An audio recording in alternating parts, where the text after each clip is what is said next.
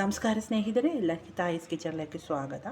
ಇವತ್ತು ನಾನು ಮಾಡಿಟ್ಟಿರೋದೊಂದು ಬಟಾಣಿ ಗ್ರೀನ್ ಪೀಸು. ಇದು ಗ್ರೀನ್ ಪೀಸ್ ಹಾಕಿ ಬಟಾಣಿ ಹಾಕಿ ಎಗ್ ಮಸಾಲ ಮಾಡೋ ವಿಧಾನ ತೋರಿಸಿಕೊಡ್ತೀನಿ. ಈಸಿಯಾಗಿ ಮಾಡೋದು. ಚಪಾತಿ ರೈಸು ನೀವು ಸುಮ್ಮನೆ ಸ್ನ್ಯಾಕ್ ಹಾಕಿ ಟೀ ಕೊಪ್ಪ ದಿನಕ್ಕೆ ಅದಕ್ಕೆ ಒಳ್ಳೆಯದಕ್ಕೂ ಈಸಿಯಾಗಿ ಮಾಡೋ ವಿಧಾನ ತೋರಿಸಿಕೊಡ್ತೀನಿ. ಇದು ಫ್ರೋಸನ್ ಬಟಾಣಿ ಆണെങ്കിലും ಪರವಾಗಿಲ್ಲ. ಇನ್ನು ಒಣ ಬಟಾಣಿ ಅಂದ್ರೆ ನೀವು ನೀರಲ್ಲಿ ಒಂದು 5-6 ಗಂಟೆ ನೆನೆ ಹಾಕಿ ಕುಕ್ಕರ್ಲಿ ಮಾಡಬೇಕು. ಕುಕ್ಕರ್ಲಿ ರೆಡಿ ಹಾಕಿ ಈ ರೀತಿಲಿ ಮಾಡಬೇಕು. ಇದು ಫ್ರೋಸನ್ ಬಟಾಣಿ ಅಲ್ಲ, ಇದು ಮಾಡೋ ವಿಧಾನ ನಾನು ತೋರಿಸಿಕೊಡ್ತೀನಿ. ಅದಕ್ಕೆ ಬಟಾಣಿ ಹಾಕಿಟ್ಟಿದ್ದೀವಿ. ಇದು ಸ್ವಲ್ಪ ನೀರು ಹಾಕಿ ಒಂದು 5 ನಿಮಿಷ ಉಪ್ಪು ಹಾಕಿ ಕುಕ್ ಮಾಡಬೇಕು. ರುಚಿಗೆ ತಕ್ಕಷ್ಟು ಉಪ್ಪು ಹಾಕೋಣ. ನಾನು ಸ್ವಲ್ಪ ನೀರು ಹಾಕಿಟ್ಟಿದ್ದೀವಿ. ನೀವು ಉಪ್ಪು ಹಾಕಿ ಒಂದು 5 ನಿಮಿಷ ಇದು ಬೇಗ ರೆಡಿ ಆಗುತ್ತೆ. ಈಗ ನಮ್ಮದು ಬಟಾಣಿ ಎಲ್ಲ ರೆಡಿಯಾಗಿದ್ದು ಇಷ್ಟೇ ಸಾಕು.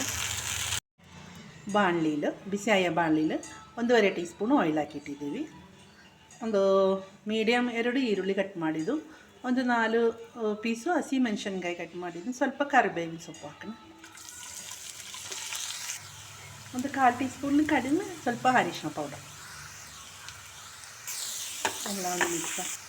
1/4 teaspoon pepper powder, 1/2 teaspoon garam ಮಸಾಲೆ,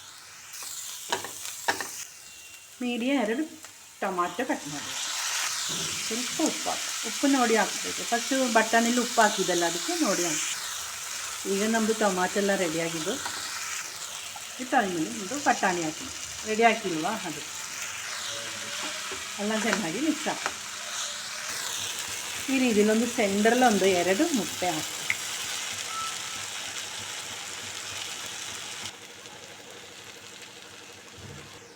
ಮುಟ್ಟೆಲು ಸ್ವಲ್ಪ ಪೆಪ್ಪರ್ ಪೌಡ್ರು, ಉಪ್ಪು ಹಾಕೋಣ. ಪೆಪ್ಪರ್ ಪೌಡ್ರು ಉಪ್ಪು ಹಾಕಿ ಇದೊಂದು ಮಿಕ್ಸ್ ಹಾಕೋಣ. ಮೊಟ್ಟೆ ಗ್ರೀನ್ ಪೀಸು ಎಲ್ಲ ಚೆನ್ನಾಗಿ ಮಿಕ್ಸ್ ಹಾಕಬೇಕು. ಮುಟ್ಟೆ ಎಲ್ಲ ಹಾಕಿ ಚೆನ್ನಾಗಿ ಮಿಕ್ಸ್ ಹಾಕಿಟ್ಟಿದ್ದೀವಿ. ಒಂದು 2 ನಿಮಿಷ ಈ ರೀತಿಲಿ ಒಮ್ಮೆ ರೆಡಿ ಹಾಕಬೇಕು. ಮುಟ್ಟೆ ಕುಕ್ ಆಗಬೇಕಲ್ಲ, ಅದಕ್ಕೆ ಒಳ್ಳೆ ಟೇಸ್ಟಾಗಿರುತ್ತೆ. ಜಾಸ್ತಿ ಟೈಮ್ ಏನು ಬೇಡ. ಹಸಿ ಬಟಾಣಿ ಎಷ್ಟು ಟೈಮ್ ಬೇಕು, ಜಾಸ್ತಿ ಟೈಮ್ ಏನು ಬೇಡ ಕುಕ್ಕಾಗ. ಒಂದು ಆಮ್ಲೆಟ್ ಹಾಕೋಣ, ಅಷ್ಟೇ ಟೈಮ್ ಸಾಕು. ಒಳ್ಳೆ ಟೇಸ್ಟ್ ಇದು. ಚಪಾತಿ ರೈಸು ಸುಮ್ಮನೆ ಸ್ನ್ಯಾಕಾಗಿ ಸಾಯಂಕಾಲ ಮಕ್ಕಳೆಲ್ಲ ಸ್ಕೂಲ್ ಟರ್ನ ಟೈಮ್ಲಿ ಈ ರೀತಿಲಿ ಮಾಡಿಕೊಡ್ಬೇಕು. ಪ್ರೋಟೀನ್ ಅಲ್ವಾ ಗ್ರೀನ್ ಬಟಾಣಿ, ಇದು ಎಗ್ಗು ಅಲ್ಲ. ಒಳ್ಳೆ ಟೇಸ್ಟಾಗಿರುತ್ತೆ. ನೀವು ಒನ್ ಟೈಮ್ ಈ ರೀತಿಲಿ ಮಾಡಿಕೊಡ್ಬೇಕು. ಈಗ ನಮ್ಮದು ಗ್ರೀನ್ ಬಟಾಣಿ ಎಗ್ ಮಸಾಲ ರೆಡಿಯಾಗಿದೆ. ಈಗ ನಮ್ಮದು ಗ್ರೀನ್ ಬಟಾಣಿ ಎಗ್ ಮಸಾಲ ಬಿಸಿ ಗ್ರೀನ್ ಬಟಾಣಿ ಎಗ್ ಮಸಾಲ ರೆಡಿಯಾಗಿದೆ.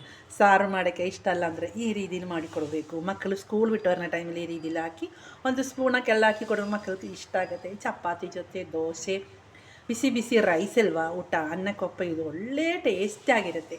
ನಿಮ್ಗೆ ಈ ರೆಸಿಪಿ ಇಷ್ಟ ಹಂಗೆ ಎಲ್ಲರೂ ಶೇರ್ ಮಾಡಬೇಕು. ಸಬ್ಸ್ಕ್ರೈಬ್ ಲೈಕ್ ಶೇರ್ ಮಾಡಬೇಕು. ಫ್ಯಾಮಿಲಿಗೂ ಫ್ರೆಂಡ್ಸ್ನೊಂದು ಶೇರ್ ಮಾಡಿ ಎಲ್ಲರೂ ಒನ್ ಟೈಮ್ ಒಂದು ರೆಡಿ ಆಗಬೇಕು.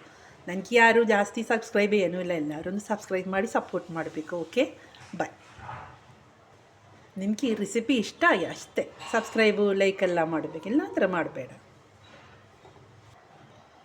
ಮೇಲೆ ಸ್ವಲ್ಪ ನಿಮಗೆ ಇಷ್ಟ ಅಂದರೆ ಸ್ವಲ್ಪ ಈರುಳ್ಳಿ ಹಾಕಿ ಕೊಡಬೇಕು. ಸ್ನ್ಯಾಕ್ಸ್ ಟೈಪ್ಲೆಲ್ಲ ತಿನ್ನು ಇಷ್ಟ ಆಗೋನವ್ರಿಗೆ ಈ ರೀತಿಲಿ ಒಂದು ಸ್ವಲ್ಪ ಈರುಳ್ಳಿ ಕಟ್ ಮಾಡಿ ಹಾಕಬೇಕು. ನಾನು ಮರ್ತೋಗಿತ್ತು, ಅದಕ್ಕೆ ಸಾರಿ.